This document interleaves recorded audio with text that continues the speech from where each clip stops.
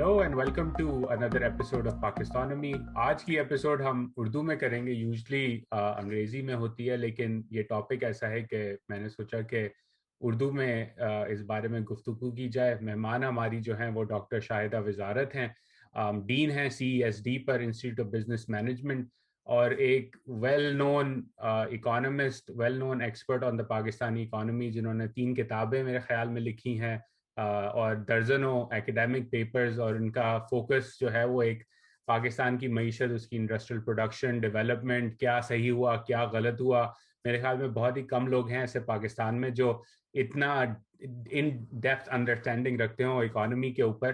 تو آج سوچا کہ ان کو دعوت دی جائے اور ان سے گفتگو کی جائے. تو ڈاکٹر وزارت، پہلے تو بہت بہت شکریہ اور ویلکم ٹو پاکستانمی. بہت شکریہ آپ کا، بہت شکریہ کہ آپ نے مجھے مدعو کیا.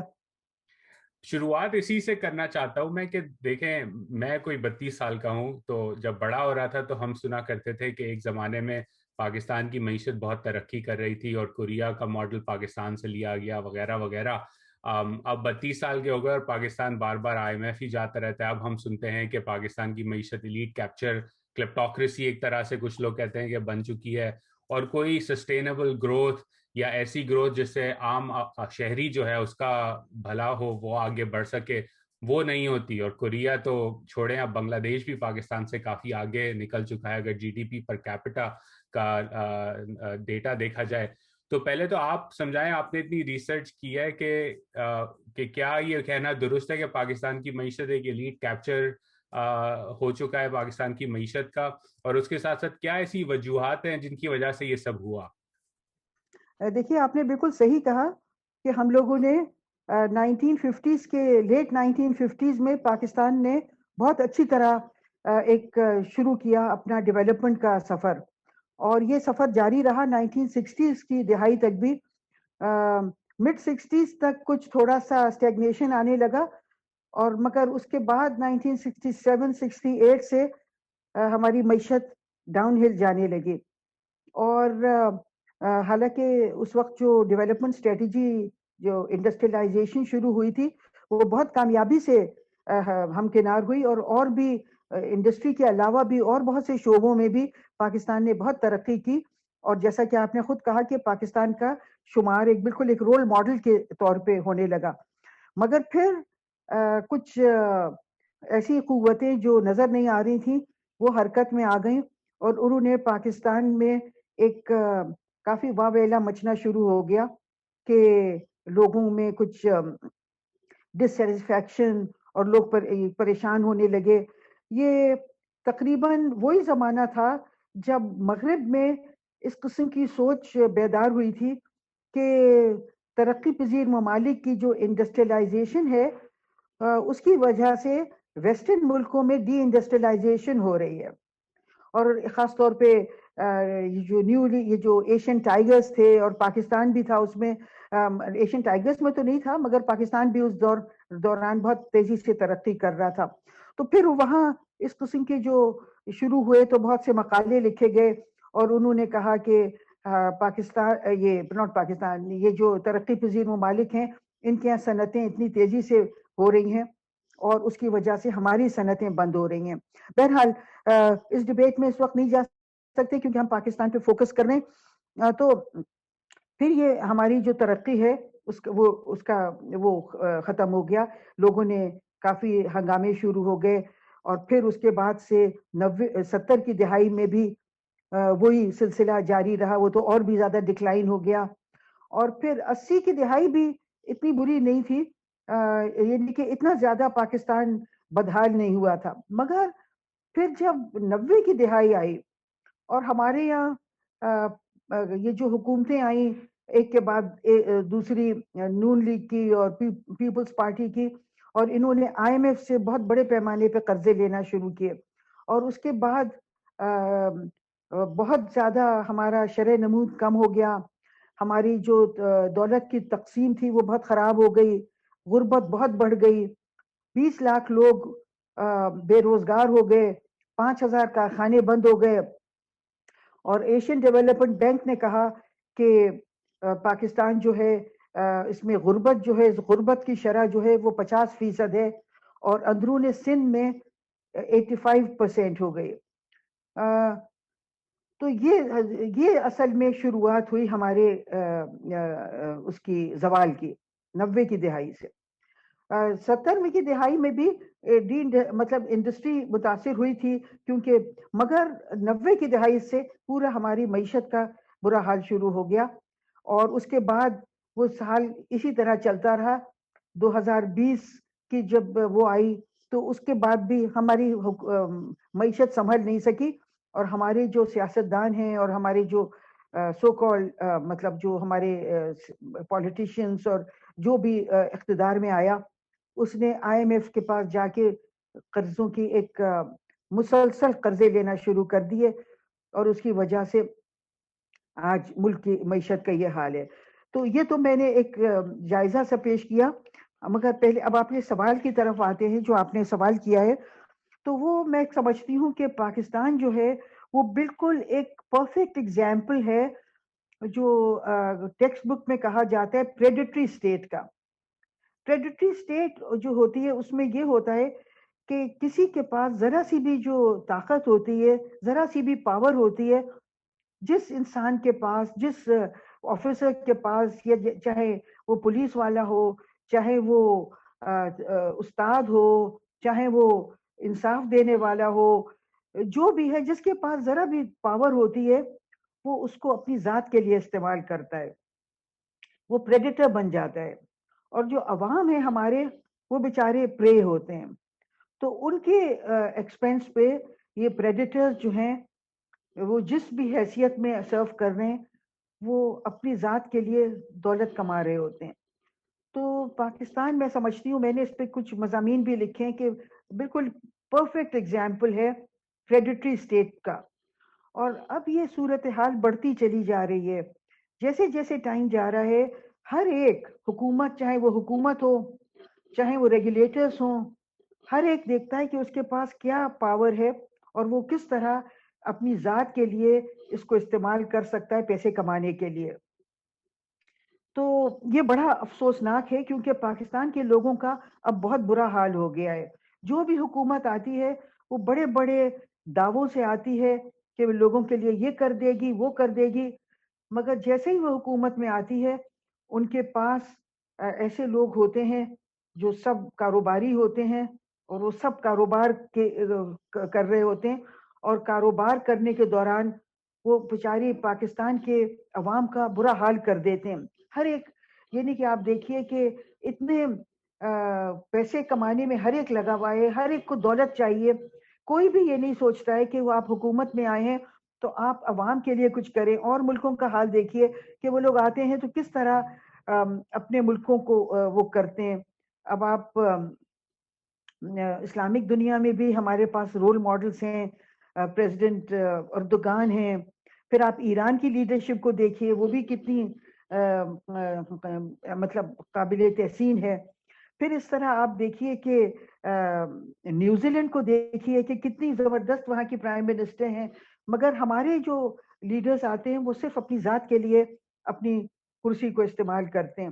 اسی طرح اور بھی لوگ یہی کر رہے ہیں. جن لوگوں کا کام ہے مطلب پولیس ہے، وہ بھی ٹریفک پولیس کانسٹیبل کھڑا ہے، بجائے اس کے کہ وہ ان لوگوں پہ جرمانہ ڈالے جو ٹریفک کی وائلیشنز کر رہے ہیں، وہ جرمانہ ڈالنے کے بجائے وہ ان سے طے کر لیتا ہے کہ یہ تو جرمانہ تو 500 کا پڑے گا، میں آپ کو 200 میں چھوٹ دے دوں گا، اور 200 لے کے اپنے پاس رکھ لیتا ہے. پھر آپ دیکھیں انصاف کرنے والوں کا کیا حال ہے. اس ملک میں لوگوں کو انصاف ہی نہیں ملتا.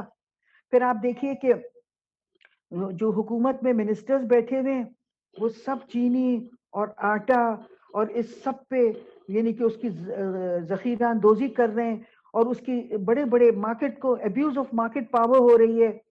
تو میں سمجھتی ہوں کہ بہت ہی افسوسناک ہے کہ پاکستان میں ہم نے ان لوگ پاکستان کے لوگوں کا کیا حال کر دیا ہے. آج لوگوں کا یہ حال ہے کہ لوگ جو ہیں وہ ان کو نوکریوں سے نکالا جا رہا ہے. بہت سی اسٹیل مل میں بہت سے لوگوں کو بے روزگار کر دیا گیا ہے، اور حکومت کہتی ہے کہ ان کے پاس ان کی تنخواہیں دینے کے پیسے نہیں ہیں. اسی طرح اسٹیل مل کو ری اسٹرکچر کرنے کے لیے بھی حکومت کے پاس پیسے نہیں ہیں. پھر اگر آپ دیکھیے پی آئی اے کا کیا حال کیا ہے ہم نے، وہی ہماری وہ جو خود غرضیاں اور وہ جو پریڈیٹری اسٹیٹ ماڈل، تو وہ پی آئی اے کا کتنا برا حال کیا ہے. اور اب یہ حال ہو گیا ہے کہ پوری دنیا میں اور طاقتیں جو ہیں وہ اس کا فائدہ اٹھا رہی ہیں، پاکستان کے اثاثوں پہ قبضے کر رہی ہیں، اور پاکستان کی حکومت بالکل ٹس سے مس نہیں ہو رہی ہے. ابھی ایک یہ جو آئل آف مین کا جج تھا، اس نے 28 ملین پاؤنڈز پاکستان کے اس پہ مطلب اس کو ضبط کر لیا. اور وہ ضبط کر نہیں سکتا تھا کیونکہ ہمارے پیسے ڈپلومیٹک اکاؤنٹ میں پڑے ہوئے تھے. مگر پاکستان کی حکومت نے، میں تو حیران ہوں کہ کیسے کوئی حکومت ایسا کر سکتی ہے، انہوں نے اپنے یہ پیسے ڈپلومیٹک اکاؤنٹ سے نکال کے کمرشل اکاؤنٹ میں ڈال دیے تاکہ قبضہ کرنے میں آسانی ہو ان کو. پھر آپ دیکھیے کہ اچھا، ابھی ایک ایک ایک ایک ایک چیز میں یہاں قطع کلامی معاف، کیونکہ آپ نے کافی براڈ ایک نقشہ کھینچا ہے پریڈیٹری اسٹیٹ کا. اور ایک طرح سے اگر آسان لفظوں میں جو سننے والے ہیں، پریڈیٹری اسٹیٹ ایسا مطلب کہ جنگل کا قانون جو ہے وہ چل رہا ہے کہ شیر بھیڑیے کو کھا رہا ہے اور بھیڑیا کسی اور کو کھا رہا ہے، جس کا بس چلے جو جس کو کھا سکتا ہے وہ کھا لے. آپ نے کاروبار کی بات کی، تو اس پہ میں ذرا اس نقطے پہ تھوڑی ڈسکشن کرنا چاہتا ہوں کہ کاروبار تو کوریا میں بھی ہوتا ہے، بنگلہ دیش میں بھی ہوتا ہے، ایران میں بھی ہوتا ہے، ترکی میں بھی ہوتا ہے. لیکن ایک طرح سے میرے جو ایک as a student of economics perspective ہے کہ ان ممالک میں کاروبار جو ہوتا ہے وہ ایک، اگر آپ کیک ہے تو کیک بڑھا رہا ہے، ایک سے دو کیک بن جاتے ہیں، دو سے چار، مطلب گروتھ ہو رہی ہے. پاکستان میں کیا ایسا ہے کہ جو ایک چھوٹا سا کیک ہے اسی کے اندر ہی سب کھانے کی اپنی زیادہ کوشش کر رہے ہیں، اور جو کاروبار بھی کیا جاتا ہے وہ کسی طرح اس طرح کا کاروبار نہیں ہے جس میں گروتھ ہو یا ویلیو جنریشن ہو یا ایک طرح سے دولت کمائی جائے اور بڑھائی جائے آگے. کیا یہ ٹھیک ہے کہنا؟ دیکھیے دولت تو بڑھانے کی وہ بھی کوشش کر رہے ہیں پاکستان میں بھی، مگر وہ یہ اس طرح بڑھا رہے ہیں کہ مارکیٹ کو ابیوز کر کے. مثال کے طور پہ کہ اگر چینی ہے اس کو ذخیرہ اندوزی اس کی کر دی تو پھر اس کی قیمتیں بڑھا کے دولت کما لی انہوں نے. اور اسی طرح آٹے کا ہے کہ آٹا جو ہے، ہم لوگ ایک ایگریکلچر ملک ہیں اور ہم خود کفیل تھے گندم میں، مگر وہ گندم کبھی کبھی بالکل غائب ہو جاتا ہے، پھر امپورٹ کر کے لانا پڑتا ہے. کوئی بہت مس مینجمنٹ ہے، بہت زیادہ مطلب بالکل ہی لگتا ہے کہ حکومتوں کی کوئی دلچسپی نہیں ہے پاکستان کے عوام کو ان کی خدمت کرنے میں.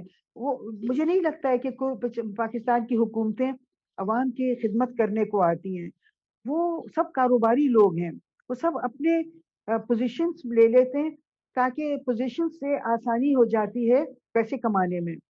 کیونکہ پھر سب مطلب آپ ریگولیٹرز ہیں ان کو بھی آپ ان کے اوپر ان کے افسر ہیں، اور پھر آپ مارکیٹ کو بھی ابیوز کرتے ہیں.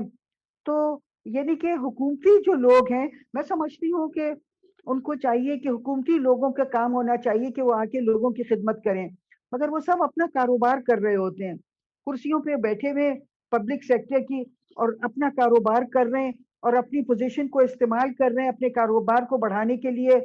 اور پھر بڑے بڑے کانٹریکٹس دے رہے ہیں باہر والوں کو، باہر کی کمپنیز کو، ان سے کک بیکس لے رہے ہیں، ان کک بیک سے باہر جائیدادیں بنا رہے ہیں. تو یہ صورتحال ہے پاکستان میں. اچھا، اس میں ایک حیرانی کی چیز آپ نے بالکل صحیح فرمایا. اور ایک حیرانی کی چیز، میں واشنگٹن میں ہوتا ہوں تو کبھی جب پاکستان سے ڈیلیگیشن آتا ہے حکومت کا یا سرمایہ کاروں کا، تو وہ زیادہ تر پاکستان بیرونی ملک انویسٹر کو کہتے ہیں کہ پاکستان میں آ کے آپ کارخانے لگائیں یا بزنس کریں، کیونکہ ہمارے یہاں ایکسیس پروفٹس ہیں. کہ آپ اگر کمپیئر کریں پاکستان میں جو یونیلیور نفع بنا رہی ہے انڈیا کی یونیلیور کے مقابلے میں، تو کافی زیادہ as a percentage of equity. تو وہ بڑے فخر سے کہتے ہیں، اور میں ہمیشہ حیران ہوتا ہوں کہ وہ یہ بات کہہ رہے ہیں، کیونکہ اکنامکس میں تو excess profit is a sign of monopoly power. تو وہ تو بالکل حکومت کو ٹالریٹ نہیں کرنا چاہیے مونوپلی پاور. تو یہ بڑی عجیب سی مجھے بات لگتی ہے کہ وہ آ کے انویسٹر کو کہتے ہیں کہ یہاں پیسے لگاؤ، کیونکہ یہاں ایک اسینشلی ہم آپ کو مونوپلی دے رہے ہیں، اور مونوپلی سے تو عوام اور معیشت کا ہی بیڑا غرق ہوتا ہے. بالکل صحیح کہا آپ نے. پاکستان میں اولیگوپلیز ہیں، اور جب اولیگوپلیز جو ہیں وہ جب آپس میں کلوٹ کرتے ہیں تو وہ مونوپلی سچویشن ہو جاتی ہے. تو پاکستان میں میں نے اس پہ میری پی ایچ ڈی کی تھیسس اسی پہ تھی جب میں یونیورسٹی آف ایسٹ اینگلیا میں پی ایچ ڈی کی تھیسس کر رہی تھی. تو ہم نے یہی دیکھا ہے کہ کیونکہ پاکستان میں بھی پروڈکٹیوٹی بڑھتی ہے, بڑھی جب پروڈکٹیوٹی بڑھنے کا مطلب یہ ہے کہ ایوریج کاسٹ کم ہو رہی ہے. جب ایوریج کاسٹ کم ہو رہی ہے تو قیمت کو کم ہونا چاہیے, اور اسی طرح جب ایوریج کاسٹ کم ہو رہی ہے تو پرائس جو ہے وہ کم ہوگی اور ویجز کو بڑھنا چاہیے, کیونکہ جو مزدور طبقہ ہے جو یہ پروڈکٹیوٹی بڑھا رہا ہے اس کو اس میں شریک ہونا چاہیے.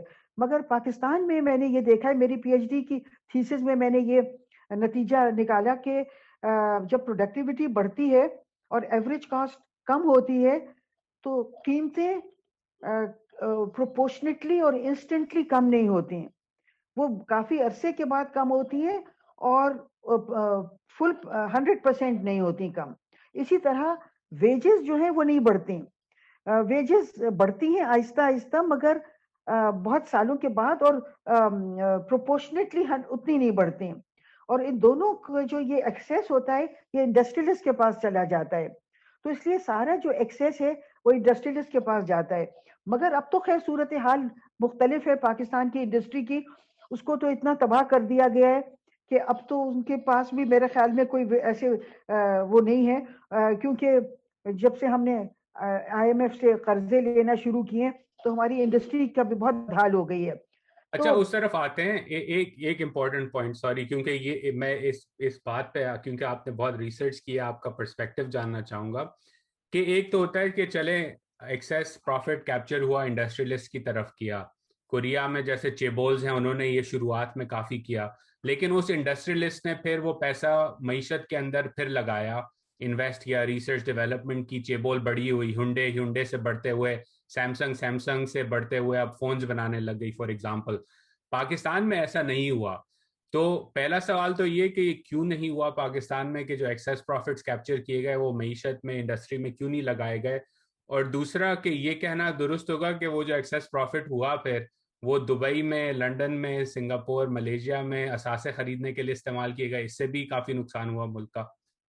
بالکل, میرے خیال میں 60 کی دہائی میں کچھ یہ جو ایکسیس پروفٹس تھے وہ انڈسٹریز میں لگے کچھ حد تک, مگر آپ بالکل صحیح کہہ رہے ہیں کہ یہ جو اب ایکسیس جو ہماری انڈسٹری بھی ہے وہ بھی مطلب وہ اپنے جو پروفٹس ہیں ان کو بھی باہر پراپرٹی خریدنے میں اور اس سب میں باہر بھیج دیتے ہیں. سب برطانیہ بہت ہمارا پیسہ جا رہا ہے, امریکہ جا رہا ہے. ایک چیز میں اور کہنا چاہوں گی جو آپ نے پچھلے سوال میں مجھ سے کیا تھا, وہ اس کے بارے میں تھا کہ یہ جو مختلف فورن کمپنیز ہیں ان کو کہا جا رہا ہے کہ آ کے خوب پیسے کماؤ. یہ بالکل ایسے ہی ہے, بالکل صحیح کہا آپ نے, کیونکہ ہماری جو اکنامک مینیجرز ہیں, ہمارے اکنامک مینیجرز باہر سے لائے جاتے ہیں, اور انہی اکنامک مینیجرز نے 90 کی دہائی میں ہماری لبرلائزیشن کا جو ماڈل ہے اس کو بنایا تھا, اور انہوں نے پاکستان کو ایک بہت ہی دنیا میں سب سے زیادہ لبرل فارن ایکسچینج ریجیم بنا کے دے دی تھی. اور یہ صورتحال ہے کہ دنیا میں کسی کی اتنی لبرل فارن ایکسچینج ریجیم نہیں ہے جتنی پاکستان کی ہے. پھر یہ بھی ہے کہ ہم کہتے ہیں فارن انویسٹمنٹ کے نام پہ ہم نے یہاں بہت کمپنیز, فارن کمپنیز خاص طور پہ ویسٹرن کمپنیز کو لا کے ہم نے ان کو بہت بڑے بڑے وہ دیے ہیں, مطلب ہم نے ان کو اپنے جو ہمارے خام مال ہے, ہمارے قدرتی وسائل ہیں, وہ ہم نے بہت سی کمپنیز کو مفت میں دے رہے ہیں. نیسلے کو ہم پانی بالکل فری میں دے دیں, اس پہ نیسلے پیسے کما رہی ہے ان کو اس پانی کو بیچ کے, حالانکہ پانی جو ہے پاکستان میں ایک سکیئرس ریسورس ہے, مگر کہا جا رہا ہے کہ ہم فورن کمپنیز کو مدد کرنے میں کر رہے ہیں. پھر اسی طرح ہمارا جو خام مال ہے, قدرتی وسائل ہیں, وہ ہم کچھ ملکوں کو مفت میں دے رہے ہیں اور کچھ ملکوں کو ہم بالکل اونے پونے دے رہے ہیں. کچھ اس طرح کا ماحول ہو گیا ہے پاکستان کا کہ پاکستان بالکل لگتا ہے جیسے ایک کالونی ہوتی ہے نا, وہ ابھی تک ہم کالونیل موڈ میں ہیں. ہمارے جتنے بھی وسائل ہیں, قدرتی وسائل, وہ بھی یا تو بالکل ہی اونے پونے جا رہے ہیں یا بالکل ہی مفت میں جا رہے ہیں. پھر اسی طرح آپ دیکھیے کہ جب نیٹو نے یہاں جنگ کی تھی اور ہمارے راستے استعمال کیے تھے, تو مجھے بڑی حیرت ہوئی کہ نیٹو نے ہمارے تمام زمینی اور فضائی راستے مفت میں استعمال کر رہے تھے. اور جب کچھ عرصے کے لیے جب ہم نے بند کر دیے تھے کیونکہ انہوں نے ہمارے فوجی شہید کیے تھے, تو اس دوران کسی ایک چھوٹے سے سینٹرل ایشین ملک نے جو ابھی حال میں آزاد ہوا ہے, اس نے کروڑوں ڈالرز کما لیے اور ہم مستقل فری میں دے رہے ہیں اپنے. تو پاکستان کے ساتھ یہ مسئلہ ہے کہ پاکستان بالکل ابھی تک اس کلونیل موڈ سے نکل نہیں آیا ہے جو ہم پہ برطانیہ نے مسلط کیا تھا. کہنے کو ہم آزاد ہو گئے کیونکہ ہمیں ایک جھنڈا ہم نے اپنا لہرا دیا ہے, اور ہمارا قومی ترانہ ہے, اور ہماری فورن ایکسچینج ہمارا اپنی کرنسی ہے, مگر ہم آزاد ہوئے نہیں ہیں کیونکہ آپ دیکھیے کہ ہمارے یہ جو قدرتی وسائل ہیں اس پہ ملک اور کمپنیز بالکل اسی طرح حاوی ہیں جیسے ایک نوآبادیاتی علاقے پہ ہوتی ہیں. پھر اسی طرح ہماری پالیسیاں بھی باہر بن رہی ہیں, اور اس کے ساتھ ساتھ جو لوگ ان پالیسیوں کو نافذ العمل کرتے ہیں وہ بھی باہر سے لائے جا رہے ہیں. تو ہم تو ابھی بالکل کلونیل موڈ میں ہیں. ہم صرف اپنے آپ کو آزاد کہتے ہیں اور خوشی خوشی سالگرہ منا لیتے ہیں, مگر ہم آزاد ہوئے ہی نہیں ہیں. ایک سوال اس کے اندر, آپ میرے خیال میں ازبیکستان کی بات کر رہی تھی جو سلالہ کے بعد ہوا. پاکستان کو آئی ایگری وتھ یو کہ مفت میں نہیں, لیکن پاکستان نے ایک طرح سے نیگوشیٹ صحیح طرح نہیں کیا امریکہ سے اس وقت, اور نہ ہی کوئی بینیفٹس نکالے. اور 80s میں بھی سوویٹ جہاد کے دوران بھی اسی طرح کا فارمولا اپنایا گیا تھا. لیکن میں چاہتا ہوں کہ ہم اب آئیں ایک بات پہ. پچھلے 2-3 سالوں سے کافی اس حکومت نے بالخصوص کہا کہ ہم ایکسپورٹ لیڈ گروتھ کرنے کی کوشش کریں گے, اور اکانومی جو ہے وہ کنزمپشن سے ایکسپورٹ کی طرف لانا بہت ضروری ہے. اور یہ بات سمجھ بھی آتی ہے کیونکہ آپ کو ڈالرز کی ضرورت ہے ایک طرح سے. لیکن یہ ہو نہیں پا رہا. ایک طرح سے پاکستان کی جو انڈسٹری ہے وہ کھوکھلی ہو چکی ہے, کھوکھلا پن کا شکار ہے. تو آپ کے نزدیک وہ کیا ایسی پالیسی چینجز ہیں جو کرنے کی ضرورت ہے جس کی وجہ سے پاکستان کی معیشت آگے بڑھ سکتی ہے؟ دیکھیے, میں یہ سمجھتی ہوں کہ ہمیں ظاہر ایکسپورٹس کو بڑھانا چاہیے, مگر جو آئی ایم ایف کے پروگرام میں رہتے ہوئے پورا دار و مدار صرف ایکسپورٹس پہ ہے, وہ غلط ہے. ہمیں ہر طریقے سے فورن ایکسچینج ملک میں لانا چاہیے, ایکسپورٹس کے ذریعے بھی اور ان تمام ذرائع سے بھی جس کے ذریعے ہم فورن ایکسچینج کما سکتے ہیں. مثال کے طور پہ ہمارے پاس بہت نیچرل ریسورسز ہیں, ہمارے پاس قدرتی وسائل بہت ہیں, مگر ہم ان قدرتی وسائل کو مفت میں دے رہے ہیں. یہی میں پوائنٹ کر رہی تھی کہ ہمارے قدرتی وسائل سے ہم فورن ایکسچینج نہیں کما رہے ہیں. پھر آپ دیکھیے کہ ہمارے جو قدرتی وسائل ہیں ہم ان کو خام مال کے طور پہ بیچ رہے ہیں. اور میں اس ایریا میں بھی ریسرچ کرتی ہوں کہ natural resources, conflict and growth کا آپس میں ان کا کیا تعلق ہے. اور ہم نے یہ دیکھا ہے کہ جو ملک قدرتی وسائل کو خام مال کے طور پہ بیچتے ہیں وہ ملک جو ہیں وہ وہاں پہ نیچرل ریسورسز ایک کرس لے کے آتے ہیں, اس کو کہتے ہیں ریسورس کرس. یعنی کہ آپ کے ریسورسز جو اللہ تعالیٰ نے آپ کو عطا فرمائے, آپ انہیں کو اپنے لیے ایک بدبختی بنا لیتے ہیں. مگر جن ملکوں نے ان نیچرل ریسورسز کو مینوفیکچرڈ گڈس کی طرح ان کو تبدیل کیا ہے نیچرل اس میں مینوفیکچرڈ گڈس میں, تو انہوں نے یہ کیا ہے کہ ان قدرتی وسائل کی وجہ سے ان کے یہاں ملازمتیں مہیا ہوئی ہیں, کیونکہ لوگ آ رہے ہیں نیچرل ان کو مینوفیکچرڈ گڈس کو بنانے کے لیے. تو وہاں پہ آپ لوگوں کی آمدنیاں بڑھ رہی ہیں. جب آمدنی بڑھ رہی ہے تو لوگوں کی طلب بڑھ رہی ہے, کھانے پینے کی چیزیں, کپڑے کا, ہاؤسنگ, جوتے, وہ یہ سب چیزیں خرید رہے ہیں. تو یہ ساری انڈسٹریز بھی وہاں جا کے مطلب بنیاد رکھی جا رہی ہے ان کی. پھر جب وہ انڈسٹریز کی بنیاد رکھ رہی ہیں تو وہ فردر ڈیمانڈ جنریٹ کر رہی ہیں, تو وہ ڈیمانڈ جنریٹ کر رہی ہیں تو وہ انڈسٹریز ان کو قیام میں لایا جا رہا ہے. تو اس طرح ایک ورچوئس سائیکل کریٹ ہو جاتی ہے.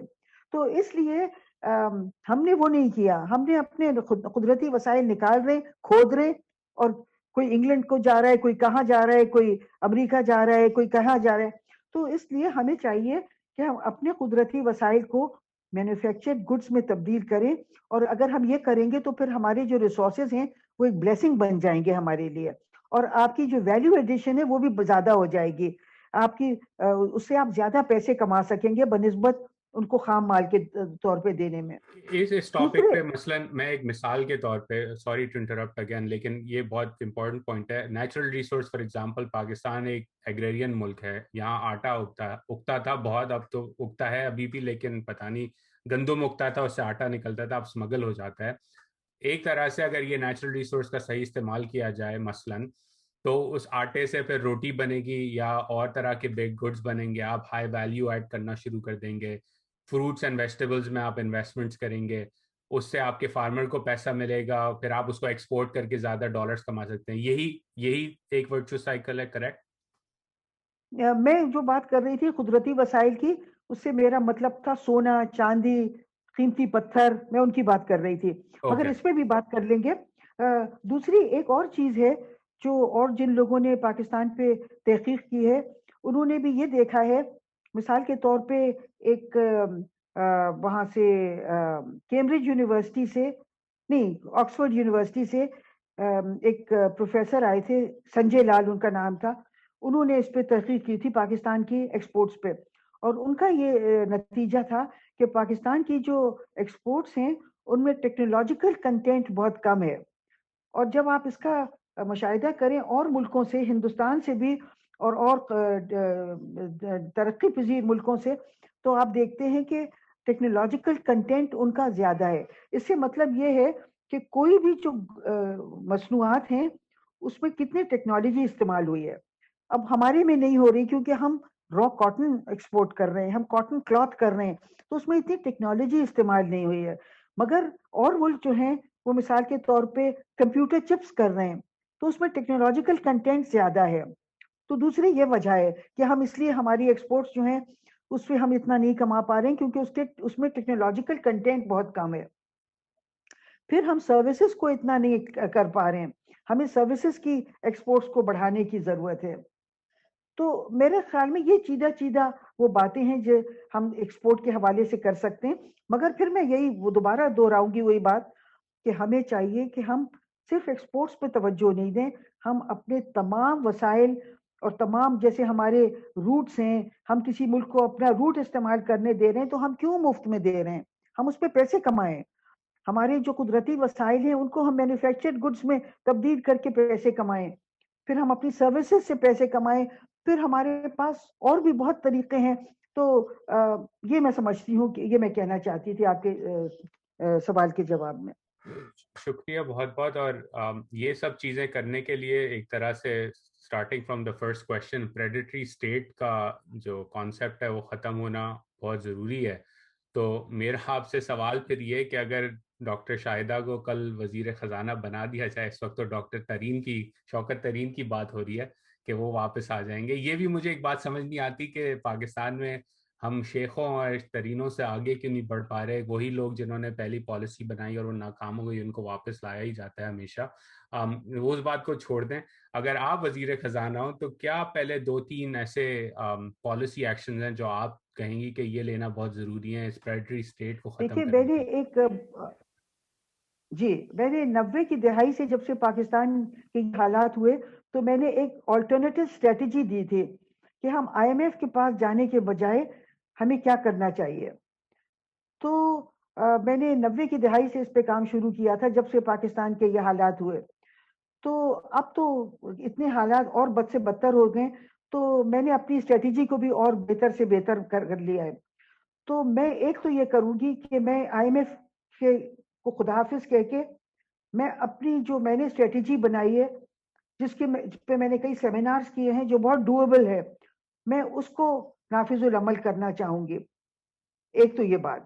دوسرے میں یہ چاہوں گی جو بہت ایک اہم وہ ہے کہ میں پاکستان کی جو ظاہر ہے جب آپ آئی ایم ایف کے پاس نہیں جائیں گے تو آپ اپنی پالیسیاں پاکستان میں بنائیں گے، اور پھر پاکستان میں جب پالیسیاں بنیں گی تو ہمارے پاس بھی بہت قابل لوگ ہیں پاکستان میں. ہمارے پاس بہت پی ایچ ڈیز بھی ہیں اور پروفیشنل ڈگریز والے بھی ہیں، اور وہ ایسے لوگ ہیں جنہوں نے پاکستان سے گئے نہیں ہیں، پاکستان میں ہی رہ رہے ہیں، اور انہوں نے ان کی سٹیٹس پاکستان میں ہیں.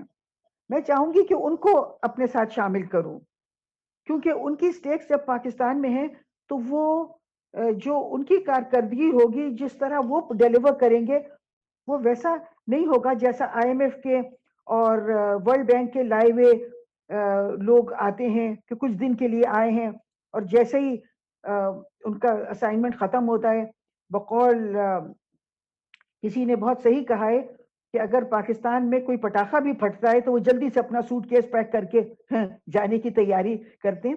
تو میں چاہوں گی کہ پاکستان میں جن لوگوں کی سٹیکس پاکستان میں ہیں ان کو میں چاہوں گی اپنی کابینہ میں لانا اور ان کو مختلف اداروں کے پہ فائز کرنا.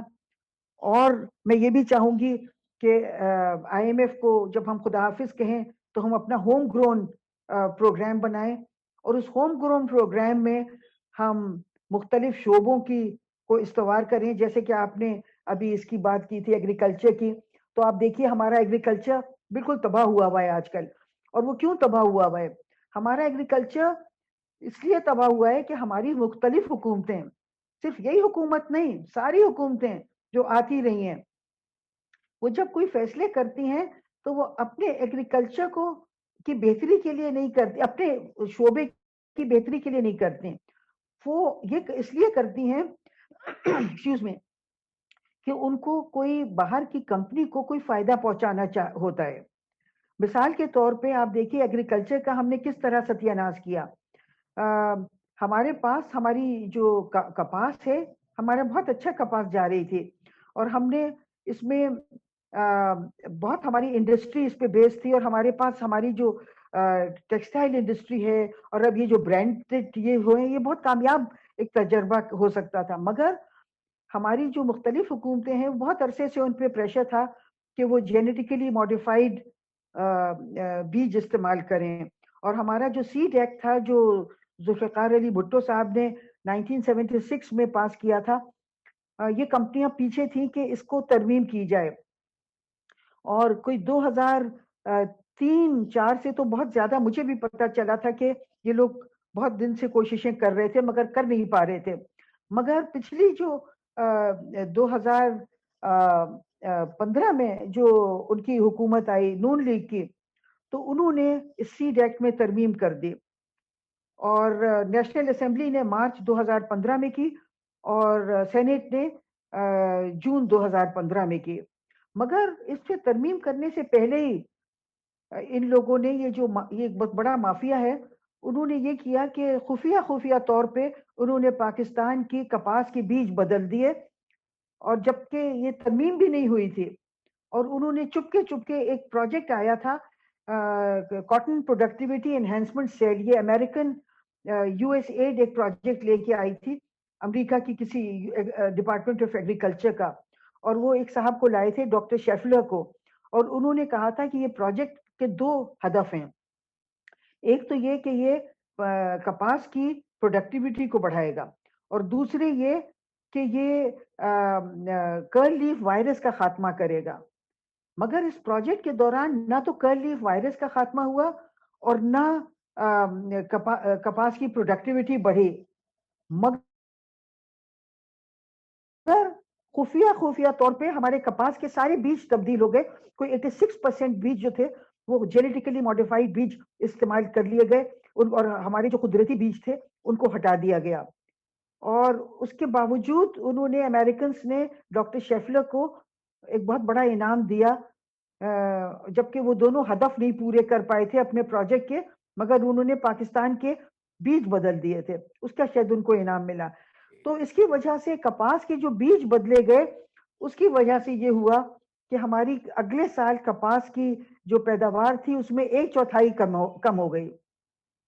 اور اب تو میں نے سنا ہے کہ کوئی 40% کپاس کی پیداوار کم ہو چکی ہے. ہم نے اپنی صنعت کو یہ جو ایگریکلچر ہے زراعت کو بالکل تباہ کر دیا، کیونکہ ہمیں زراعت کی اپنی فکر نہیں ہے. ہمیں یہ فکر ہے کہ ہم باہر کی کمپنیوں کے بیج خریدیں اور ان کو منافع پہنچائیں. تو میں یہ چاہوں گی، ایک میں یہ بھی کرنا چاہوں گی کہ میں جینیٹیکلی ماڈیفائڈ ان کو بین کرنا چاہوں گی زراعت کے میدان میں. پھر انڈسٹری کو میں ایک انڈسٹری کم ایریا اسپیسیفک انڈسٹریل پالیسی دینا چاہوں گی، جس کا مطلب یہ ہے کہ سارے ملک میں سب انڈسٹریز کو یکساں مراعات نہیں ملیں گی. مثال کے طور پہ جو قدرتی وسائل کی صنعتیں ہیں جہاں قدرتی وسائل پائے جاتے ہیں، اگر یہ صنعتیں وہاں لگیں گی تو صرف ان تو وہاں پہ ان کو مراد ملیں گے. اس سے یہ ہوگا کہ جو ہمارے چھوٹے صوبوں میں ایک سینس آف ایکسکلوژن ہے وہ ختم ہوگا، کہ ہم انہی کی اس سے مصنوعات جو بنائیں گے وہیں پہ، تو وہاں کے لوکل لوگوں کو ملازمتیں ملیں گی. تو اس طرح انڈسٹری کم ایریا اسپیسیفک انڈسٹریل پالیسی، اگر وہی صنعت آ کے کراچی میں لگے گی تو اس میں اس کو نئی مراد ملیں گے. کراچی، لاہور، بڑے شہروں میں ہم ہائی ٹیک انڈسٹریز لگائیں گے، اور یہاں جہاں قدرتی وسائل ہیں وہاں ہم وہ صنعتیں لگائیں گے جو یہ قدرتی وسائل پہ مبنی ہوں گی. تو انڈسٹری میں یہ کرنا چاہوں گی. پھر اسی طرح اور سارے شعبوں میں ہم جیسے پبلک فائنانس میں ہم چاہیں گے کہ ہم نیچرل یہ جو ہے انڈائریکٹ ٹیکسز اس کی شرح کم کریں، ڈائریکٹ ٹیکسز کی شرح بڑھائیں. جو دولت مند طبقے ہیں، ایگریکلچر ہے، زراعت ہے اور اسٹاک ایکسچینجز ہیں، جو لوگ دولت کما رہے ہیں ان پہ ہم ٹیکسز ڈالنا چاہیں گے، بجائے اس کے کہ بجلی کے ریٹ بڑھا دیں اور اس کے گیس پہ ریٹس بڑھا کے ہم پیسے کماتے رہیں. ہم ان لوگوں پہ ٹیکسز لگائیں گے جو واقعی اتنی استعداد ان میں ہو کہ وہ ٹیکسز دے سکیں. تو پھر اسی یعنی طرح کہ وزیر خزانہ ڈاکٹر وزارت پہلے پارلیمان میں جو لوگ بیٹھے ہوئے ہیں ان کا احتساب لیں گی کہ آپ اپنے ٹیکسز پورے بھر رہے ہیں کہ نہیں. بالکل، اور ان پارلیمان کا بھی اور تمام وہ جو لوگ جنہوں نے پاکستان کے پیسے باہر لے گئے، میں سمجھتی ہوں کہ جس قسم کی طرح سے موجودہ حکومت وہ کر رہی ہے اس طرح سے ہم نہیں کریں گے. ہم نہ تو صرف یہ کریں گے کہ صرف اپوزیشن کا احتساب ہو، بلکہ ہم یہ کریں گے نہ ان سے کوئی محاذ آرائی کریں گے، ان سے بڑے اچھے تعلقات کے دوران ان سے یہ کوشش کریں گے کہ وہ پیسے وہ واپس لے کے آئیں.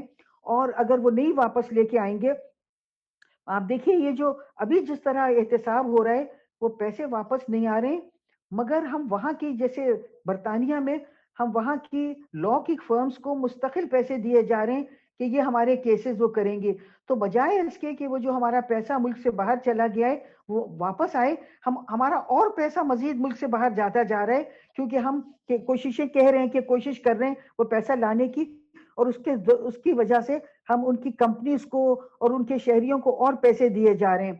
تو اس طرح کا میں سمجھتی ہوں یہ طریقہ کار پیسے واپس لانے کا صحیح نہیں ہے، اور ہم اس طرح سے کریں گے کہ واقعی پیسہ واپس لائیں گے. اور جن ملکوں میں یہ پیسہ گیا ہے، میں سمجھتی ہوں کہ طریقے ہیں کہ اگر ان سے واپس پیسہ لانا جائے، مگر ہماری حکومتوں کا وہ ماڈل ہی نہیں ہے کہ ہم وہاں سے واپس لائیں. ابھی تک پاکستان کے جس کو میں کہتی ہوں کلونیل ٹرانسفرز ہو رہے ہیں پاکستان سے برطانیہ، امریکہ، صرف ان کا نام کچھ اور ہے مگر مستقل ٹرانسفرز ہو رہے ہیں. تو میں یہ سمجھتی ہوں کہ ہم یہ پیسہ ضرور واپس لائیں گے، مگر ایسی محاذ آرائی نہیں کریں گے جیسے آج کل پاکستان میں ہے. اچھا، آپ نے 2-3 دفعہ کہا کہ آپ آتے کے ساتھ ہی آئی ایم ایف کو پاکستان کو خداحافظ کہنا چاہیے. میرا اس میں تھوڑا سا ایک اختلاف رائے یہ ہے کہ اگر چلیں آپ نے آئی ایم ایف کو خدا حافظ کہہ دیا تو پاکستان کے پاس اس وقت تو اتنے ڈالر ہی نہیں ہے کہ جو بیرونی قرضے لیے ہوئے ہیں چین سے، امریکہ سے، باقی بانڈ ہولڈر سے، وہ دینے کی گنجائش تو ہے نہیں. تو اگر آئی ایم ایف کو آپ خدا حافظ کہتے ہیں تو ایک طرح سے ڈیفالٹ کرنا پڑے گا ملک میں. تو یہ سمجھائیں کہ ڈیفالٹ کی صورت میں پاکستان کی معیشت کیسے سنبھلے گی؟ نہیں، ہم ڈیفالٹ نہیں کریں گے.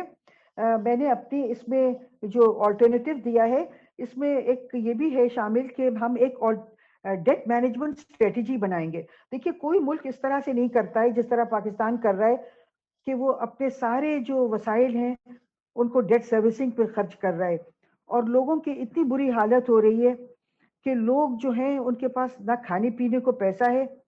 اور آپ دیکھیے کہ یہ جو ہم نے جینیٹیکلی ماڈیفائڈ کھانا پینا بھی اس ملک میں شروع کر دیا ہے، جبکہ دنیا کے 64 ملکوں نے بین کیا ہوا ہے جینیٹیکلی ماڈیفائڈ کھانے کو، مطلب اشیاء کو، اور ہم نے کھانے پینے میں بھی ہم اس کو لے آئے. اس کی وجہ سے پاکستان میں بیماریاں بہت بڑھ رہی ہیں، کینسرز بہت بڑھ رہے ہیں، فالج بہت بڑھ رہی ہے. اور آپ یقین کیجئے کہ میں آج کل جانتی ہوں میرے اپنے سرکل میں کوئی 8-9 لوگ ہیں جو شدید بیمار ہیں اور جن کو کینسر ہے. 8-9 لوگ جو بیمار ہیں ان کو سب کو کینسر ہے. اس کے علاوہ فالج وغیرہ بھی ہے مگر کینسر بہت بڑھ گیا ہے. اور اس میں سے افسوس کی بات یہ ہے کہ غریبوں کو کینسر ہو رہا ہے اور وہ بیچارے غریب تو علاج بھی نہیں کرا پاتے. وہ تو صرف یہ کرتے ہیں کہ پین کلر جو ہم ان کو کچھ پیسے دیتے ہیں تو اسے وہ پین کلرز کھا کے اپنی زندگی کے دن پورے کرتے ہیں. ابھی میں بتا رہی تھی جو 7-8 لوگ میرے سرکل میں ہیں جن کو کینسر ہے اس میں سے کوئی 4-5 بہت غریب ہیں. تو ان میں سے 3 کی میں کوشش کر رہی ہوں ان کی علاج کرانے کی.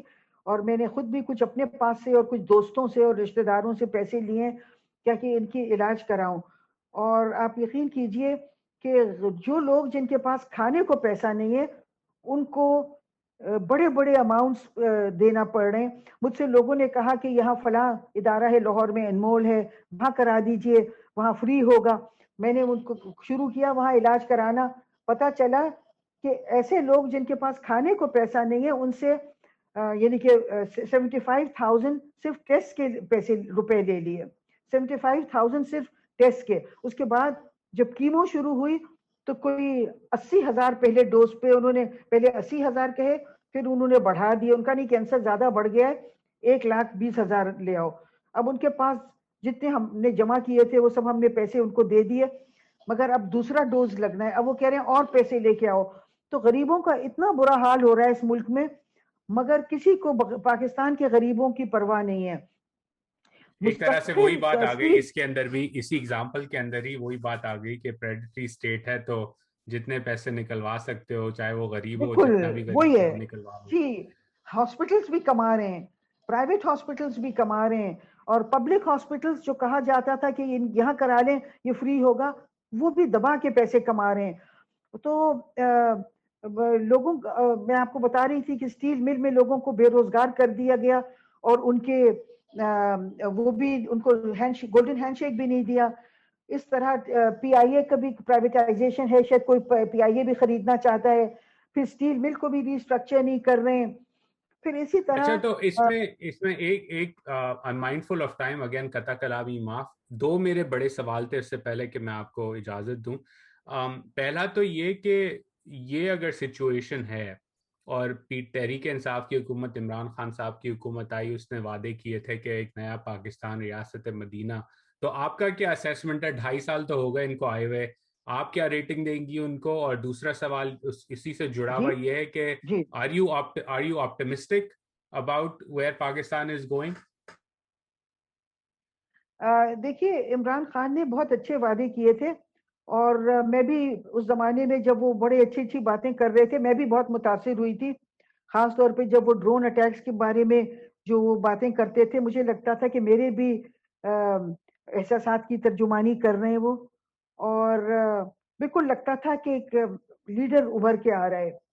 مگر پاکستان کا جو نظام ہے ہمارا جو پولیٹیکل آرڈر ہے وہ ایسا ہے کہ جب 2011 تک عمران خان بڑی اچھی اچھی باتیں کرتے رہے اور جب تک شاید ان کو بڑی طاقتوں نے زیادہ سنجیدگی سے نہیں لیا مگر جب پتا چلا کہ یہ واقعی شاید اقتدار میں آ سکتے تو پھر ان کو گھیرا گیا اور میں جس کو کہتی ہوں ہائی جیک کر لیا گیا اور پھر ان سے وہ ساری باتیں منوا لی گئی جس کی وجہ سے انہوں نے وہ سارے یو ٹرنز جو مشہور ہیں ان کے وہ سارے ان کو یو ٹرنز لینا پڑے کیونکہ ان کو بڑی طاقتوں کے مفادات پاکستان کے مفادات کو خیر بات کہہ کے بڑی طاقتوں کے مفادات کو انہوں نے سوچ لیا کہ یہی طریقہ ہے اقتدار میں آنے کا.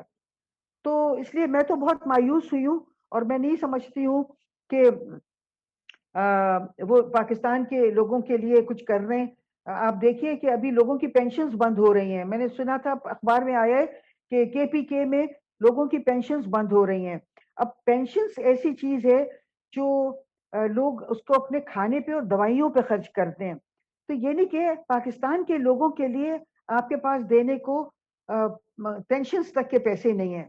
مگر اس کے برعکس اگر آپ یہ دیکھیں کہ ابھی حکومت نے اسٹیٹ بینک آف پاکستان کا ایکٹ میں ترمیم کو کابینہ نے منظور کیا اور اس میں بہت سی ایسی چیزیں شامل ہیں جو پاکستان کے مفادات کے خلاف ہیں. مگر پاکستان کی کابینہ نے 5-7 منٹ میں ان کو منظوری دے دی. اچھا, اس میں ایک یہ بھی شامل تھی, ایک اس میں یہ بھی تھا کہ کیا پیکج دیا جائے گا گورنر کو تنخواہ کا. تو جو پیکج تھا وہ مہینے میں 1,30,00,000 روپے کیش اور مراد اس کے علاوہ. تو اگر آپ مراد کو شامل کر لیں تو کوئی 1.5 کروڑ کا صرف گورنر کا پیکج بنتا ہے. اس کے علاوہ 3-4 ڈپٹی گورنرز ہوں گے, ان کو بھی اتنی بڑی بڑی سیلریز ملیں گی. تو میں یہ سمجھتی ہوں کہ کابینہ جو کہتی ہے کہ لوگوں کی پینشنز بند کر دو کیونکہ پیسے نہیں ہیں دینے کو, اسی کابینہ نے اتنی بڑی بڑی تنخواہیں ان لوگوں کے لیے منظور کر دی جو پاکستانی شہری بھی نہیں ہیں, امریکی شہری ہیں, اور ان کو پاکستان اتنی بڑی بڑی تنخواہیں دے گا اور پاکستان کے پاس یہ پیسے ہیں دینے کو. اسی طرح پاکستان کے پاس یہ 28 ملین یہ بھی تھے دینے کو, جو 28 ملین پاکستان کی گورنمنٹ نے ڈپلومیٹک اکاؤنٹ سے نکال کے کمرشل اکاؤنٹ میں ڈال دیے. ان کے پاس پیسے تھے تبھی تو انہوں نے ڈالے. پھر وہ جو $5.9 بلین جو ورلڈ بینک کے آربیٹریشن پینل نے ان پہ قبضہ کر لیا ہے, روزویلٹ ہوٹل پہ, اور وہ اس پہ یہ مطلب فیصلہ دیا ہے قبضہ کرنے کا. تو پاکستان کی حکومت نے اگر اس پہ کچھ کر رہی ہے تو میرے علم میں نہیں ہے. تو میرا کہنے کا مطلب یہ ہے کہ حکومت پاکستان کے پاس پیسے ہیں مگر پاکستان کے لوگوں کے لیے نہیں ہیں, فارنرز کے لیے ہیں, فیٹ کیٹس کے لیے ہیں, مگر پاکستان کے لوگوں کے لیے نہیں ہے. تو یہ ایک بہت ہی افسوسناک بات ہے, اور یہ بالکل ایک وہی مجھے کلونیل ورلڈ آرڈر کی بات بتاتی ہوں کہ فارنرز کو, جو امریکی شہری ہیں اور جو برطانیہ کے شہری ہیں, ان کو تو آپ نوازیں گے اور ان کو نوازنے کے لیے آپ کے پاس پیسے بھی ہیں, مگر پاکستان کے غریب لوگوں کی آپ پینشنز بھی بند کر رہے ہیں. یہ تو وہی والی بات ہوئی.